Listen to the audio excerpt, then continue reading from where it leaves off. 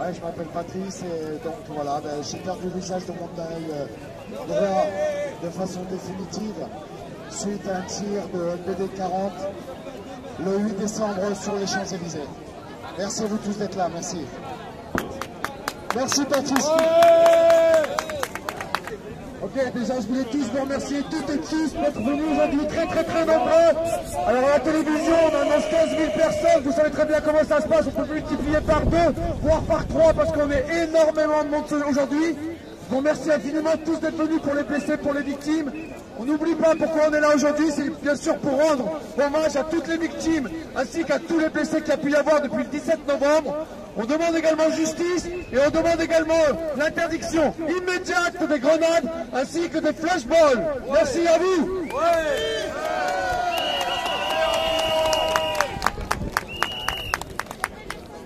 La famille, on lâche rien, parce qu'aujourd'hui dans ce pays c'est inacceptable. Cette démocratie où aujourd'hui on vient revendiquer un bout de pain et que la seule chose qu'on reçoit c'est des tirs de flashball. D'accord? Donc halte à cette violence gouvernementale, ne lâchez rien, prenez soin de vous et je vous en conjure les amis, à la fin de la manif, rentrez chez vous, ne restez pas statique, ne regardez pas ce qui se passe, allez dans un café, allez débattre, rentrez à la maison, qu'il n'y ait plus aucun œil qui tombe. Arrêtons de donner du crédit à ce mec, arrêtons de donner du crédit à Castaner. On est des gens intelligents, on se bat pour ce qu'on a besoin, on se bat pour notre salaire, on se bat pour plus de justice et d'égalité dans ce pays. On ne demande rien d'autre et la seule chose qu'on reçoit, c'est des coups de flashball. Donc soyons forts, ne lâchons rien, et ce qui ne tue pas rend plus fort. Faisons de ses yeux en moins, de ses pieds en moins, de ses bras en moins, une force pour aller au bout de notre combat et que ce combat ne reste pas vain. Manu, si tu nous entends, respecte ton peuple, parce qu'à un moment donné, il va arrêter de te respecter, tout simplement.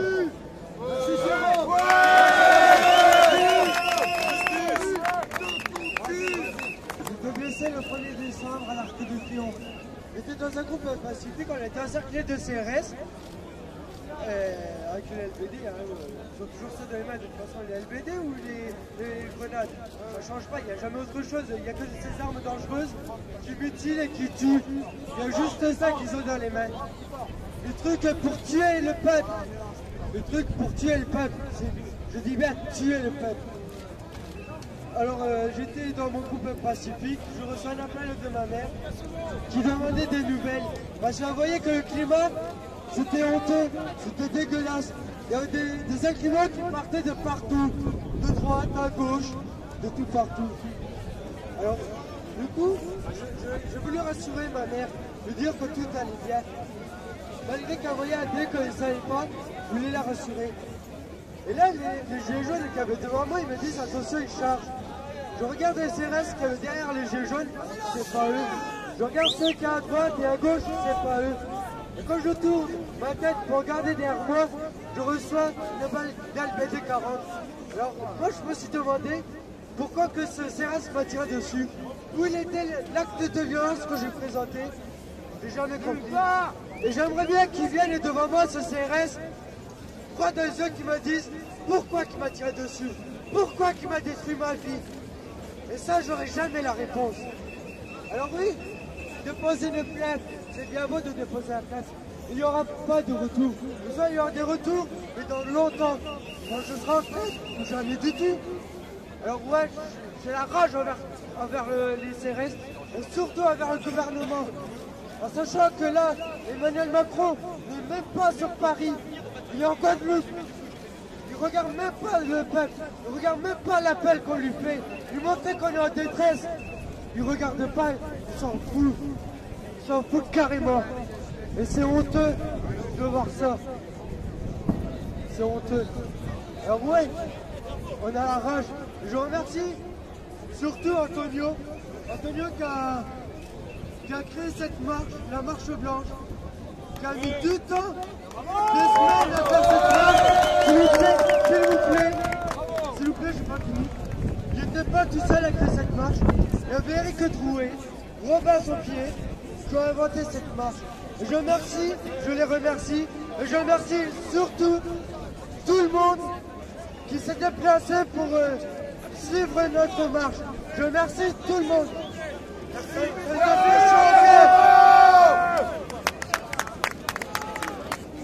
Adama! En hommage à tous les blessés des violences policières. Et c'est important qu'on soit là aussi, qu'on soit là dans cet acte 12 de Gilets jaunes pour dénoncer ces actes policiers qui a depuis bien longtemps dans le quartier populaire. Il y a Robin qui est près de nous, qui est là près de nous, qui est dans le combat justice et vérité pour Adama. Parce que nos vies en dépendent, nos vies dépendent de tous ces violences policières. Nos frères meurent dans le quartier.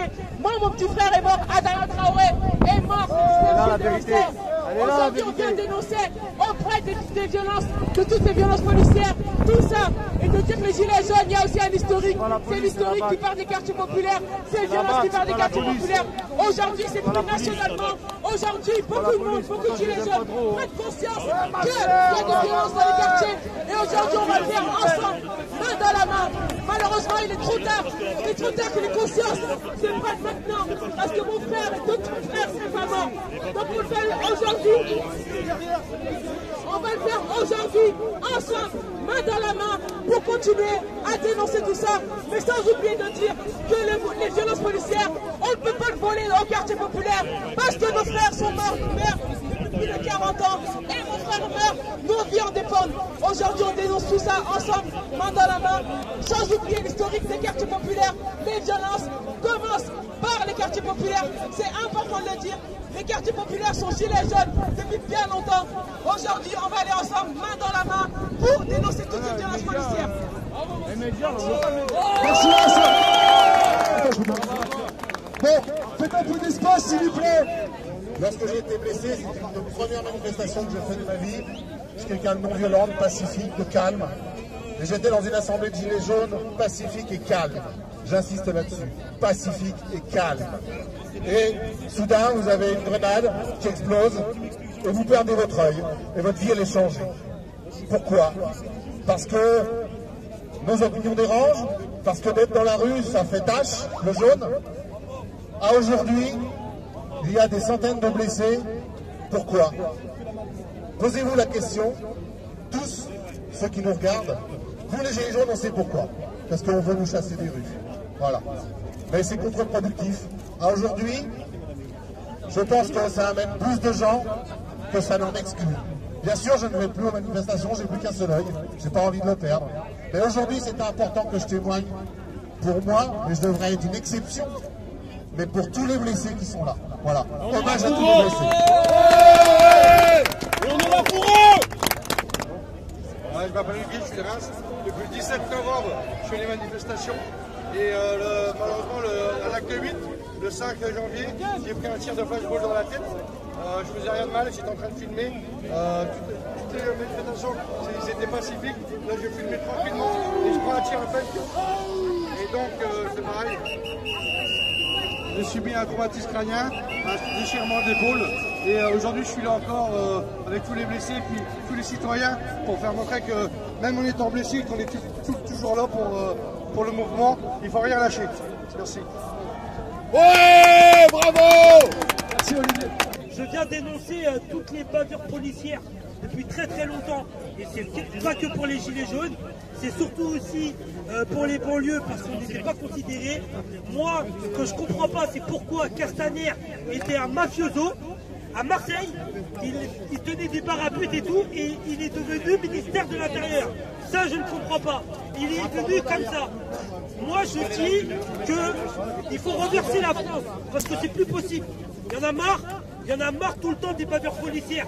La police et les magistrats et les juges sont complices.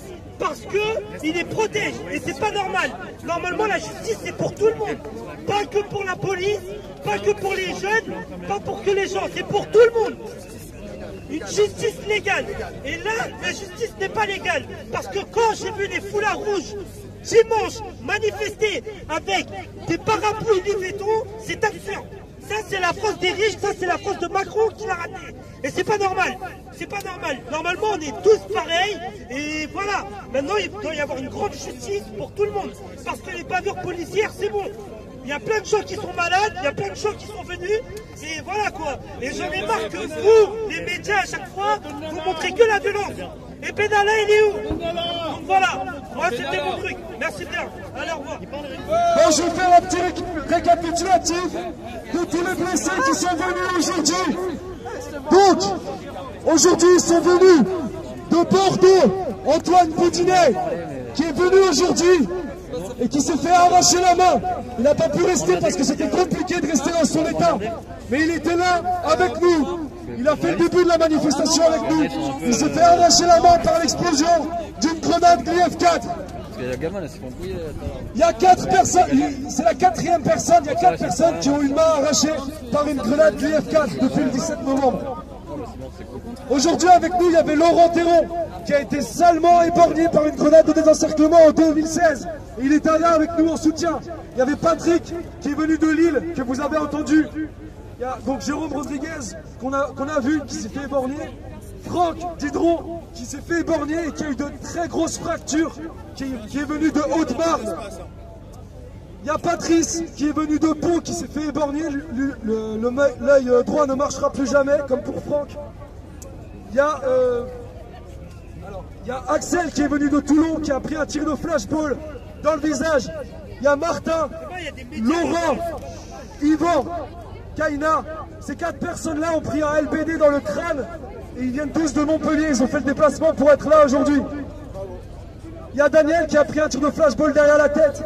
Johan qui a pris un éclat de grenade et qui a été salement blessé à l'intérieur de la cuisse. Il y a David qui a été très gravement blessé, qui a perdu 4 dents et qui va peut-être encore en perdre 3, qui était là hier soir avec nous. Ce soir, on va remanger ensemble tous les blessés. Il faut que vous sachiez qu'on lâchera rien. On se battra pour la justice, parce qu'aujourd'hui, il n'y a aucune justice. L'impunité policière est totale. Il n'y a pas un seul policier, par exemple, qui a été en garde à vue pour avoir, je sais pas, arraché une main ou arraché un œil. Ah, on va pas en garde à vue pour ça, on va pas en prison pour arracher, pour avoir enlevé des dents à des personnes tirées dans la tête, c'est interdit. Non, aucun policier sur 150 blessés graves n'a été ne serait-ce qu'en garde à vue. Faut savoir aussi qu'en 20 ans, jamais un policier qui a mutilé une personne n'a été licencié. Non, reste ici. Jamais un policier n'a été licencié ou n'a pris de prison ferme. Pour avoir mutilé définitivement une personne. L'impunité policière est totale. Ils sont couverts. Alors nous, notre discours, bien sûr, c'est de dire que l'État est responsable, que Macron et Castaner sont responsables, bien sûr, de l'horreur qu'on a vécue, qu'on vit et qu'on vivra tous les jours dorénavant. Ils sont responsables, mais les policiers qui ont appuyé sur la gâchette sont responsables aussi. Il faut bien le dire. Il est hors de question de faire seulement porter le chapeau aux gouvernants. Quand on appuie, on a une part de responsabilité. On peut très bien ne pas appuyer. Voilà. Le LBD 40 est une arme qui est létale. La Glief-4 est une arme qui est létale. La désencerclement est létale. Voilà. Il y a aussi des personnes qui sont là aujourd'hui, des représentants des blessés, 2 parents qui sont venus. Le père de Geoffrey. Ah oui, alors excusez-moi. Ilias qui est là, qui a pris un tir de flashball et qui a eu 4 fractures, sa main perdra toujours, il y aura toujours des problèmes de mobilité sur sa main à vie. Voilà, c'est des drames humains, des gens qui ne peuvent plus travailler, qui sont... Il y a aussi donc le père de Geoffrey qui était là, Christian. Ils vont par là, les gens vont par là et nous on continue. Donc il y a le père de Geoffrey. Geoffrey s'est fait mutiler en 2010, quand il était lycéen. Il a eu des très grosses fractures au crâne, à peu près comme Franck Didron en gros, des très grosses fractures au crâne, et il a perdu l'œil. Aujourd'hui, 9 mois après, pourquoi Geoffrey n'est pas avec nous? Il aimerait être avec nous, mais le problème c'est qu'il ne peut pas entendre les bruits trop forts, il ne peut pas être dans les endroits où il y a trop de bruit, donc il n'est pas là avec nous. 9 ans après, je vous dis, nous sommes des mutilés, nos vies sont détruites, donc il faut interdire définitivement ces armes. Il faut rassembler tous les stocks de LBD 40 et tous les stocks de Glief-4 et de désencerclement et les détruire. Et plus jamais qu'on utilise ces armes. Et il faut aussi que la vérité soit faite sur les blessés. Non, monsieur Castaner, il n'y a pas 4 personnes qui ont été blessées à l'œil. Il y a 20 personnes qui ont perdu l'usage de l'œil ou qui ont perdu l'œil. On a les noms, on les connaît, on a les noms, ils sont avec nous aujourd'hui. On est en contact avec eux. Tout le monde n'est pas là parce que c'est des personnes qui sont traumatisées. Bravo à ceux qui sont venus aujourd'hui. On rend hommage à tous les blessés, tous les mutilés définitifs. Bravo. On continuera.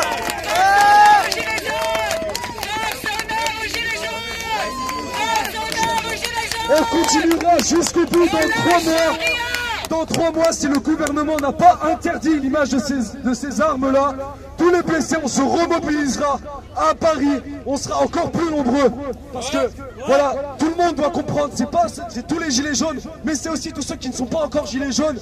Il faut que vous rejoigniez ces histoires-là, parce que ce sont des blessures de guerre, et que la France est le seul pays d'Europe à utiliser des grenades avec de la TNT. Les violences policières sont scandaleuses, mais ces armes-là sont inacceptables. C'est une horreur.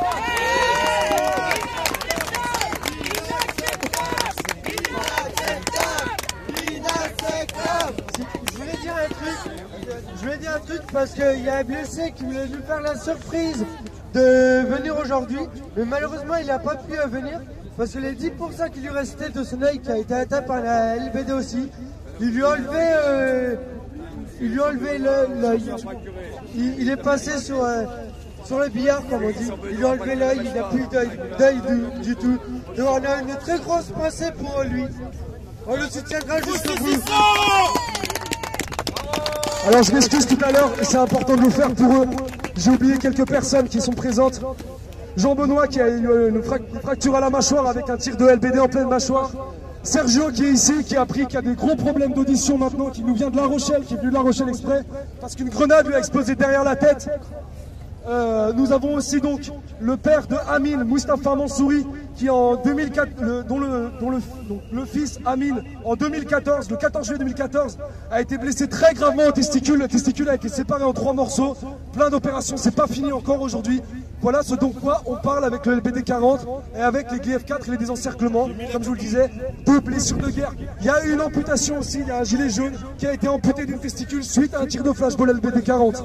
Moi de la ville d'où je viens de Dijon. À Dijon, on a eu 3 blessés qui ont pris un tir dans les testicules.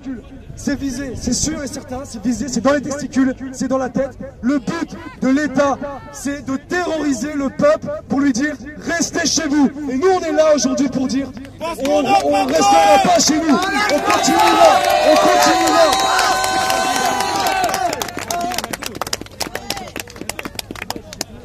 Qui c'est qui a peur? Pas moi. On est encore là. On va pas mourir. Sébastien Messina aussi qui est là avec nous, qui a pris un tir de flashball dans la mâchoire, vers 2 ans, voilà. Bravo. On est immortels. Bravo d'être là. Bravo d'être là. Les gens sont immortels. Moi j'ai été blessé par une GF4 il y a 16 mois et aujourd'hui encore, voilà, j'ai mal tous les jours. Je me fais opérer dans 4 jours, mardi prochain. On me prend 2 os sur le bassin, on m'ouvre le pied et on me fait 2 greffes osseuses avec implantation de plaques en métal définitive. Voilà, j'ai 2 enfants de 2 ans et demi, 5 ans. Je joue au foot avec mon fils. J'avais un travail sportif, ma vie a été détruite. Voilà, tous les jours, c'est tous les jours la douleur. On dort pas. Tous les mutilés, faut que vous sachiez, on dort plus, on a mal. Et c'est pour ça qu'on va gagner l'interdiction de ces putains d'armes, parce qu'on dort pas de toute façon.